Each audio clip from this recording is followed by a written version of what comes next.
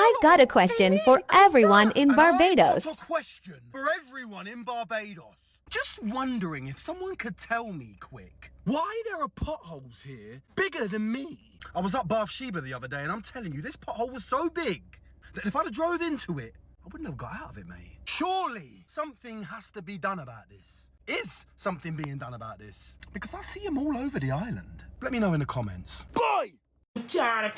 You won't push them bush and light in it. There's one who's a sleep on grass, better not because they get there and go all the post and Peter, you're not them is the biggest thing in the world. Telling people go wrong. I care about one, fuck off, dime talk, and everyone wants to see me, I is living Vine Street. Hello! It's me, Isa! And it's me, Purple. Me amigo in Barbados. And I got people in my comments telling me to try a gizzard. What on earth is a gizzard, bro? You must be making sport. Sounds like a lizard and I ain't eating that. Someone tell me what it is and I might consider trying one. Boy! Listen, if I want to see the face, I want to hear the voice when I don't know who it is. Is it Cuckoo Whipping, Sauce Eating, Monkey and Brandy Drinking, 246 Rapping, Bajan Boss. And let me tell one of this. Today, I want to tell one of 5 things that Bajan parents do not allow in the house. You understand? Or at least old-time Bajan parents. Number 1, walking through the house with shoes on. Especially if you just come from running about in mud and thing or playing football. I could have never walked through my mother's house with shoes on, don't matter the circumstances. That would earn me a katas. Number 2, talking back, or as a Bajan would say, getting back chat. That is a major violation.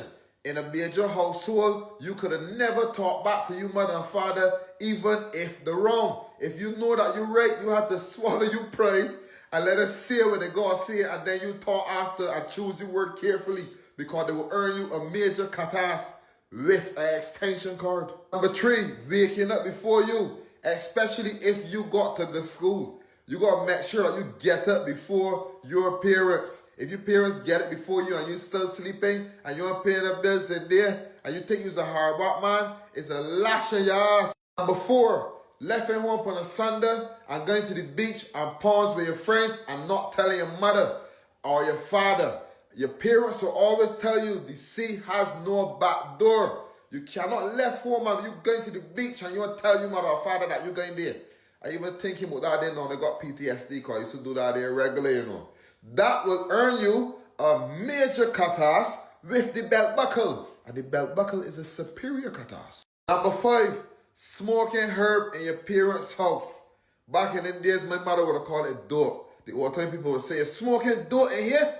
That day will earn you a major katas. If you're smoking, you gotta hide it. And do not come home with the munchies, eating up everything in the fridge that you got more worm. The first thing my mother said, Ricardo, let me see your eyes. If your eyes low, trouble. Hello people, I am back. I know I've been missing, sorry I've been ill and nothing much has been going on, but today we went on a catamaran trip. As you saw, we started making ways just after 1 o'clock to Bridgetown to go to the catamaran. And as always, you know, I'm taking videos of outside because the drives out here, bloody amazing. But we finally made it to Bridgetown. We finally made it to our catamaran. This was my first time on a catamaran and I can't lie, I was actually pretty sick still. This was the upstairs bit. This was a bedroom, one of the bedrooms. This was the smaller one though. The view of the sea, you're going to see it right now. The view of the sea from inside the bedroom, absolute joke. The sunset there as well was buff. This bathroom was smaller than the one in the other room, but you know, bathroom's a bathroom.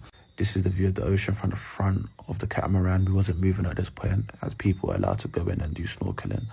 I was basically the only person that didn't do it. The noodle, I wasn't trusting the noodle, not me and my black ass. But anyways, treated myself to a rum punch and just enjoyed the view. And I sat there, got my sister to take this video. Bad boy video. Then it was time to eat. As you can see, we got the fish there, chicken, some rice and peas, mac and cheese, little garlic bread as well, which was very nice.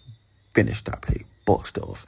After I waxed off my plate, I went to the back of the catamaran and was just taking in the views, man. The sunset while driving through the ocean is just proper sick. The views are proper sick. However, as the sun went fully down, our day at the catamaran was done. Finished just after 6 o'clock. And as you can see on my face, I was bloody tired being in that ocean all day. But we go again tomorrow, man.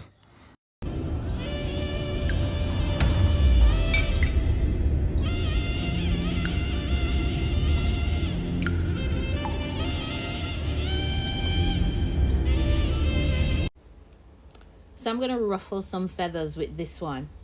I want to address a question I get asked very often, which is the payment of double time for work on a public holiday. By now, most employers know, particularly those under the Shops Act, they are aware that pursuant to Section 6, any employee that works on a public holiday is entitled to be paid at the rate of double time. In other words, whatever their daily rate is or their hourly rate is, they get double that for working on a public holiday. But what has become the practice in the industry that somehow is being overlooked is that employees who are paid on a monthly basis do not get double time for working on a public holiday. The problem is this: there is nothing in the Shops Act that makes a distinction between how you are paid. So there's nothing in the Shops Act that says any shopkeeper who is paid at an hourly rate or who is paid on a weekly basis must get double time for working on a public holiday.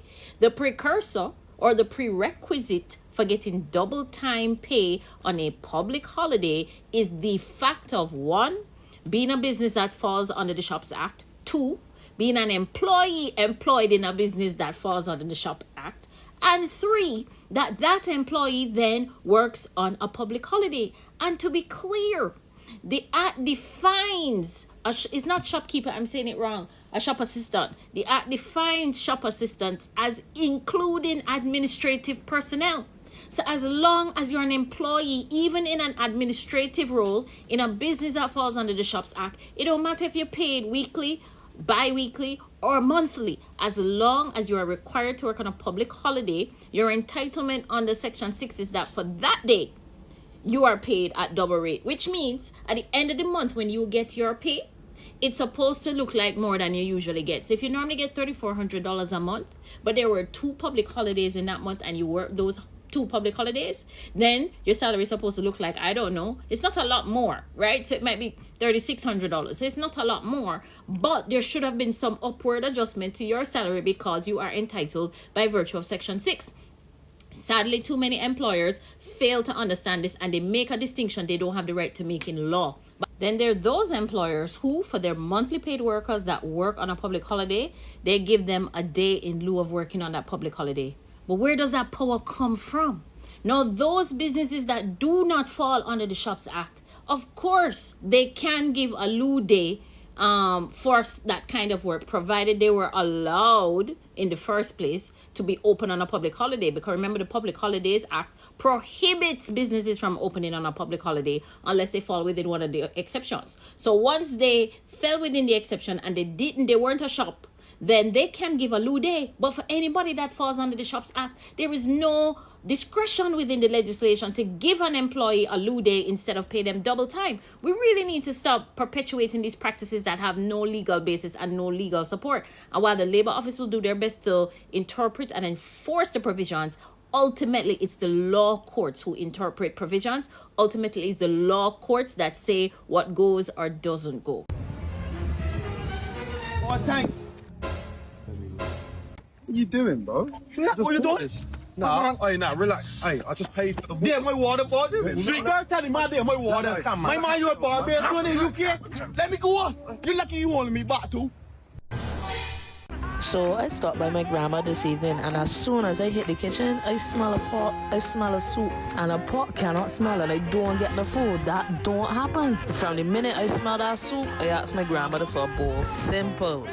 A good old Bajan soup on a Friday, I here for it. God bless my soul. This is what I'm talking about. You can't buy these moments. You either grew up in it or you didn't. Take me straight back to being a little girl. In the same kitchen, sweated, waiting for the chicken foot soup. Now as a big woman doing the same thing. This is the life. And I think part of the reason why I come to Barbados and I cook but I don't cook is because my grandmother's still around and I can get her food. God bless their souls. Thank you guys for watching. You're done now. Sweating like a pot cover never felt so good. Do you know what the most dangerous thing in Barbados is? And no, it's not staying in the sun too long. Or centipedes. I heard they're quite dangerous. Is that true? It's the men that drive the ZR vans. The way these men move on the roads is nothing short of life-threatening behaviour, bro. This reckless guy started weaving cars on the highway last night. And if I didn't hit the brake, he would 100% caused an accident. My dad was in the passenger seat and he goes, Is that He driving down so, but the hospital that way, big man. And he was right. The guy was driving like he wasn't dead. If you value your life, chat, just watch out for the ZR vans, alright? Boy! Advice for people coming to Barbados for the first time. I recommend you walk up on me for your first experience. If you go a man, it's best you left him home. You don't need more sample on the beach. Don't come out here and buy a KFC. This is a Shafat country. Buy tenders. After I drink 4 of my quotes, I can tell you I love you, but I don't love you with this one. Bus rides in Barbados.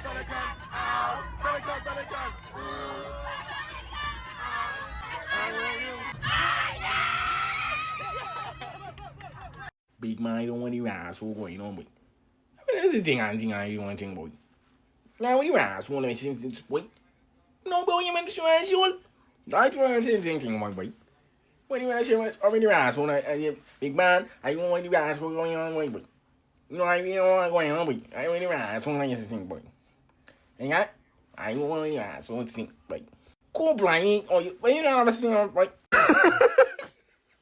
I'm sorry.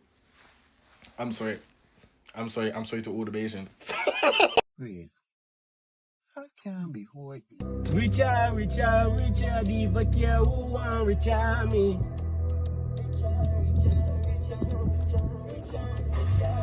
No, don't roll up the window now. You ain't calling sick to work today. Mr. Peterson, you go understand, It ain't a Mr. Peterson understand nothing. You call into the office today and say you got the new strain of COVID and bedridden and can't get out you bed. If I didn't know you'd have taken this road, I would have taken a backtrack or You something. would have taken a backtrack or something? So the last 40 times you call in the office, you didn't sick neither? I just say yes. Sick of working. I don't understand. You must see that I want Susie and she stink breath in my face every morning, asking me if I make any calls. And it's 9:30 in the morning. I start work at 9 o'clock and she confused in my head. Oh, you worry about Susie and she stink breath? Let me tell you something about Susie and she stink breath. Come tomorrow, she and she stink breath gonna get a job and you ain't gonna got none. You ain't here singing rich and rich and rich. Tomorrow you gonna be break and break and break. I know your man about me that serious about the work, man. I didn't want to. Must you feel like you can't say about your stupid job anyways, big man?